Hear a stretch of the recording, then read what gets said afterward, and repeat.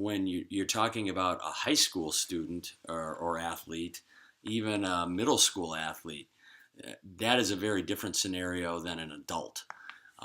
And again, some people do really well in group settings. Some people don't. Some people need the one-on-one or small group setting that a health club or a specialized trainer can offer.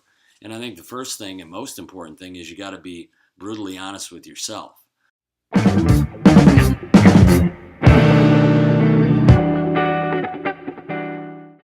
Hello and welcome to the Max Out Peak Performance Podcast with Sam And Tim. Hesh.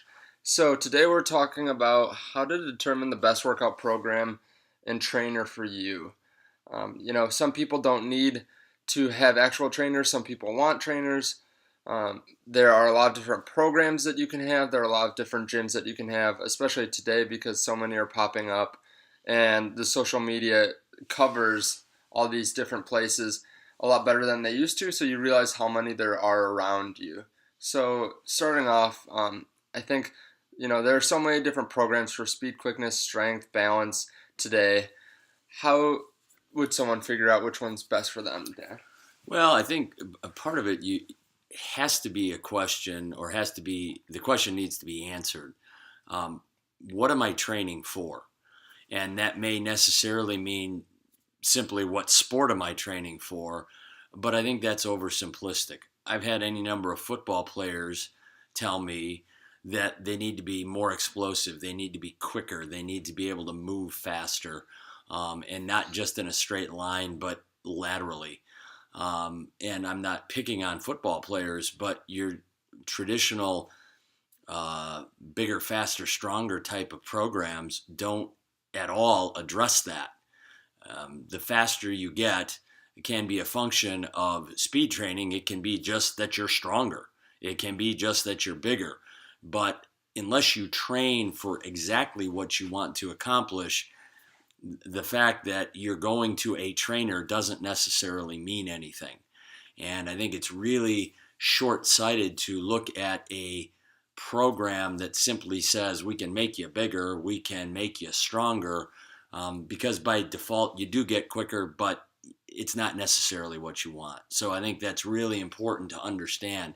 I think the other thing that's really significant is you should not hesitate to ask questions. You should not hesitate to view one or more sessions. Go talk to people, go watch what they do. It may not be that substantively what they do is wrong, but it may just strike you as not the kind of program you want to be a part of, either because of the way they run it or because of the way it's structured, where it takes place, or maybe it's just too expensive. So I think it's really important to understand all of those things. And anybody who wouldn't let you observe, wouldn't answer questions for you, my sense would be that you'd want to stay away from those folks. I'd say the exact same thing. Anyone that doesn't want to fully explain or isn't willing to tell you exactly what they do, how they do it, I think they have the wrong idea about training, in that there's so much access to information these days. Anyone can find any exercise on the internet. Anyone can put together a program if they do a little research. What trainers do is that they don't give you the best exercises that are the tricks to finding real strength and speed and quickness. They help push you when you can't push yourself, or or can give you distinctions that you might not see as quickly because you might not be paying attention to it because you're in the middle of a set. So they aren't there to give you the quick, easy tip that gets you, a foot on your vertical. They're there to push you day in and day out. They might show you some techniques that you didn't really realize, but if you spend the time online, you can find anything you want these days. So I think that's a big part of it. Also, I think that you, again, hit on a good point, that you should talk to people that have done it also. That you don't want to waste 6 weeks, 8 weeks of your time starting a training program and then realizing, oh, well, this is the exact same thing that I do in strength conditioning class at school, or I could just go to a gym and do this for free. It's just squatting and bench pressing. I think you want to talk with people that have done it so you don't waste your time and energy. doing something that isn't maximally beneficial for you. No, I think that's absolutely right. The next question is that a lot of people go to the same trainer as their friends and they want to be with their friends, but maybe the trainer isn't the best trainer for them. What should they do? I think there are a couple of questions. First of all, they may be your friends, but they may not play the sport that you want to play or that you're working on. So if that's the case, whether your friends go there or not is really immaterial. Second, and as we talked about with the first question, that particular trainer may not be right for you, whether it's by personality, whether it's by location or expense. There can be any number of factors there. So you want to be really careful that you judge the workout program by your friends. And what works for your friends may not work for you. And if that's your only criteria that, well, my friends go there and they like it, well, that may be great, but it may not give you what you want. So I think you want to look critically at the sport they're training for, who they are, what they are athletically, and then what does that mean for you? Yeah, I'd agree. Plus, if you're doing all the same things as the people around you, then you're going to get the same results. So not necessarily that you have to go out to a different trainer, but being around your friends shouldn't be a good reason to be doing what you're doing because your goals are different. What you want to accomplish is different. Everyone's individual, so hang out with your friends before or after the workout, and then go do whatever is best for you, I think, when you're putting in the work. Well, I think that's true. And by the same token, it may be the best thing in the world to go to the same place that your friend goes to or your friends go to. So I think you just need to judge it in its totality and just not by, well, my friends are going there, so I'm going to go there. My friends made great progress there, so I'm going to make great progress there. It's just not always the case. And just like we're all different trainers may be more maximally effective for you. So let's say you're a parent or you're one of the high school athletes and you're totally new to this. You've just been doing this stuff at your school and you have no idea where to start. What should you do? I think a couple of different things. And, I've been a parent. I've been the guy who had no clue what was going on and went and found something else. I think as a parent, you always want to be clear on what your child is doing, what's age appropriate. In other words, what might be age appropriate for a sixth grader isn't age appropriate for an eighth grader. And what may be age appropriate for a seventh grade girl isn't going to be the same as what's age appropriate for a junior male. So I think all of those things come into play.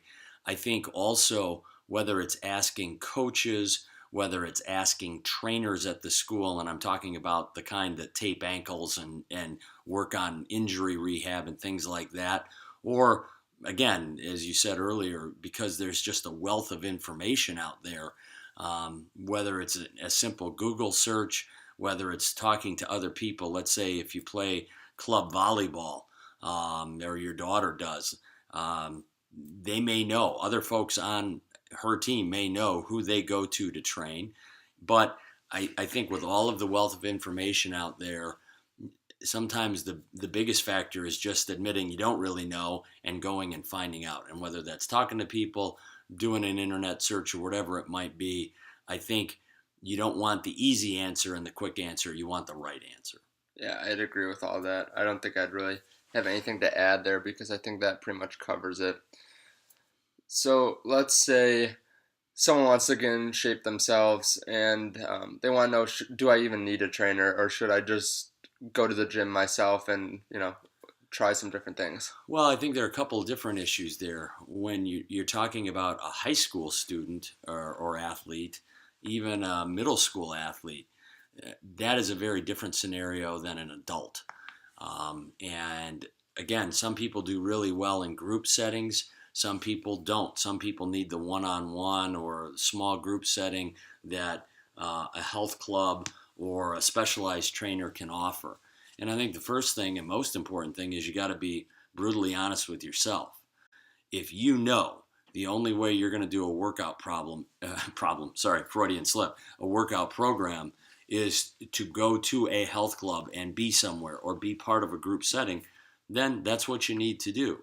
If you know you hate group settings and you really want to train at home, whether it's because you've got three small kids and you're there with them all day, or whether you just don't have the time to spend 20 minutes getting to a health club, 20 minutes getting back, 10 minutes getting in, getting dressed, and all of those sorts of things, or you don't want to take that time. You need to be brutally honest, one, with what you have to work with. And it might be a dollars and cents issue. And then after that, what are you training for? What do you want to accomplish? You can't accomplish a goal unless you know what the goal is. Yeah. So if you want to be a better basketball player for your high school basketball team, that's one thing.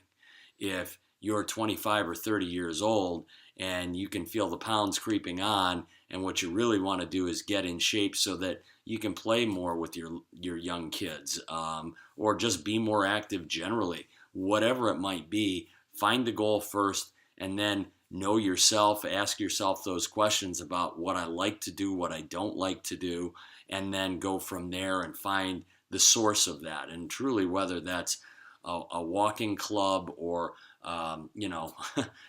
a health club, whether it's a school setting because your school sports team brings in a trainer, whatever it might be, that's what you need to do. Yeah, and I think, your goals are important, but also your timeline.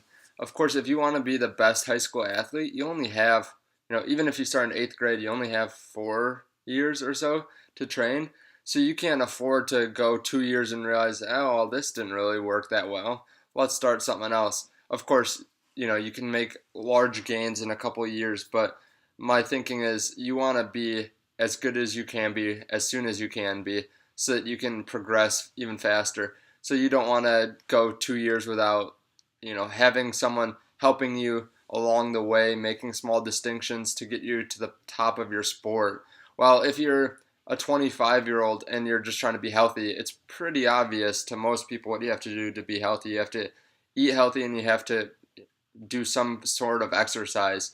So there are ways to optimize that, but generally, if you just want to be healthier, it's not as important as opposed to trying to be the best in a certain time frame. Even if you're older but you want to be in really good shape, that can sometimes be hard to do by yourself, especially without a community aspect.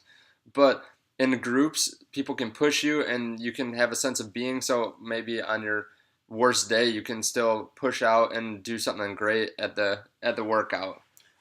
I think that's a really good point. And the other thing I would add to that, going back to the high school student who's got a certain amount of time, unlike college where you can redshirt, you can take any number of years to graduate. You don't have 4 years of eligibility crammed into 4 years. You can stretch that out. You have a certain number of days from the day you start high school until you're done with high school. And whether you're hurt, whether you're not in shape, whether you're not the best you can be, that's all you have. And so in talking with athletes that we have trained, that we have mentored, that we have coached, the one thing that's been a common theme as I've talked to them in college, and whether they went on to play college sports or whether they stopped after high school, to a person, every one of them has said to me, I wish I had trained more. I wish I had practiced more. I wish I had worked harder, because after the fact, you can't fix it. And while as adults, we always think, well, we've got more time, and assuming you live, you do have more time and you can change things. It's a very different picture than you have in high school or even late middle school into high school. So I would encourage any high school athlete, or as an 8th grade athlete, 7th grade athlete looking forward, find what you love, do it as well as you can, do it with as much intensity as you can, find the right kinds of trainers, find the kinds of people that motivate you to be your best. And again, as we always say, that carries over into every aspect of your life. So working hard is a great life skill.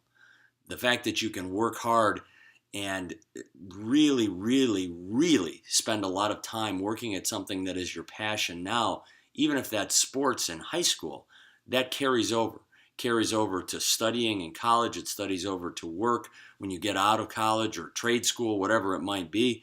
It carries over into your relationships. So those are all good things that have a much bigger impact on your life than simply high school sports or middle school sports. So remember that as well.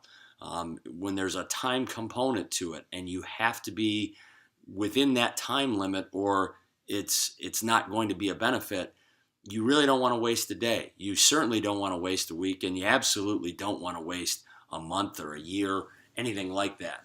And if you're not training, somebody else is, as the saying goes, and when they play you, they'll beat you. So that's the last thing I would say on that. Yeah. So I think that sometimes in life you meet people that have that certain X factor that it's hard to explain. Is there anything that you can think of in a trainer that would give them the X factor that might put them ahead of another trainer? Well, you mentioned it earlier about distinctions that can be drawn. And whether they're distinctions for motivation, which can make you work harder, whether it's distinctions for a workout program that when you utilize the workouts that they come up with, that makes you more effective, it gets you a better workout, whatever it might be, I would be looking for people like that. You want to be around like-minded people only if like-minded people are doing the right things and are working in the way that benefits you and makes you a better person, whether that's a better athlete, a better student, whatever it is. So I would be very careful about who I spend time with. I'd be very careful about who I send my kids to train with. And that's true as a parent, but it's true as a coach. You know, who do I want my athletes training with, and why that is. So I think all of those things go into trying to determine where you go to train, who you train with, and what kind of a program you're looking at. Yeah, and I think you want someone that will fight for you too. Not like fight for your business, but I'm saying someone that is on your side because they really believe in you. And, we've seen it with some people who, their coaches might not see it in them, but we see it, and we are willing to tell anyone and everyone about it, that they are the hardest workers, that they are at every workout, that they're putting in the time, and then they get the results. But I think you want to make sure, there's some people that you just get that feeling for that maybe, are nice to you, but then there's something off when you're not with them and you hear stuff in the background. You don't want to be that person. You don't want to work out with that person. That is one of those toxic relationships that you don't want. So I think you need to find people that are generally great people, that are the kind of people that bring stuff to your life and invigorate your life instead of kind of pull and drag on you and make you think, oh, that was kind of off-putting. I think you only want good things from people that you're going to put around you. Yeah, and the only thing I would add to that, and I think this is really important too, are these people willing to tell you the truth? Because if you're lazy, if you don't want to work hard, but you want to show up at a class because you want a coach to know you're there, or you want to be able to say, hey, I do this training too, or whatever else, I think you want people to tell you the truth. We're never going to tell our athletes they're crushing it if they're really lazy and they're not good teammates. So the fact that someone will tell you the truth about the way you're behaving, the way you're training, the way you are going about your business is important, because if somebody's willing to tell you anything just so they can get your next $10 or your next $20 or $100 and get you coming back isn't particularly helpful either. It may make you feel better today, but at the end of the day, at the end of the session, at the end of the time you're with them, you realize you really haven't made great gains, and the problem really isn't with them, it's with you, but they won't tell you that it's with you. So I think you also want somebody that's honest enough to say, hey, you need to work harder. Hey, you need to be better. Hey, you need to take better care of yourself. You need to eat better. You need to get more sleep. You need to treat your mom and dad better. All of those things that go into it, especially when you're talking about a high school athlete. Yeah. So wrapping up, are there any other closing thoughts that you have on this subject? No, I just feel really strongly that you want to make sure you're with the right trainer. I know people with PhDs and with master's degrees and certifications that technically know things about working out that I wouldn't want my kids to train with, because they don't understand the sport, they don't understand what we're looking for. And while lots of people can make you bigger, they can make you stronger, and by default in making you stronger, you can be faster. that doesn't mean they're the right trainer for the sport you're in, for the person you are, or for where you want to be. Yeah. And I think that you want to make sure that whatever training that you do, if you're with a trainer, is complementary to what you already do. So if you're a high school athlete and you have strength class where you squat, bench, and clean, then maybe you shouldn't just go to another place that does variations of that. Maybe you should go to something to train to get you game ready so that you're always in shape, you're always able to push it to the limit when you actually do play, as opposed to having to go through conditioning on top of training, on top of lifting in class. You should have something that gets you game ready. And then if you're someone that works at a desk job all day, maybe you don't need to go push it as hard as you can all the time unless you want those goals. But, get something that's complementary to your lifestyle and then excel in that. So I just say that make sure that you look at it as a broad picture, not just saying, hey, this is good because it gets my legs a little bit stronger because I'm squatting now 5 times a week instead of 3 times a week. It's worth the extra a couple $100s to go and do that. And then I just say, yeah, just make sure that you trust them. Make sure that they're always looking out for you. And then make sure that they're the kinds of people that are willing to say, hey, this might not be the best for what you're looking for. I know this really good trainer over here, or you should be doing this. Because all in all, trainers should be trying just to get their athletes as athletic and as prepared as possible. And if they're not willing to say that they're not the best candidates for that, then they're not really on your side. They're just trying to grow their business. One last thought, too, and I think it's really important whether you're a middle school and high school athlete looking to really perform at a high level, or whether you're truly an adult working 8-10 hours a day and you're sitting a lot or doing a lot of that. I am firmly of the conviction that you need to stretch. You need to do a dynamic stretch when you're on your feet. You need to be stretching in a lot of ways, because sitting in particular, and even high school kids and our young athletes sit all day in class. And it's really important that that flexibility is there. And whether you're getting older, as we all are, but you've reached the point where now your body just is creaking a little bit and it doesn't feel as good, or truly whether you're a performance athlete looking to maximize what you do, make sure you're getting some aspect of a really good stretching program in with what you do, because if not, you're missing out on a significant part of training and really going after what you should be going after. I agree. So thank you for listening to the Max Out Peak Performance Podcast.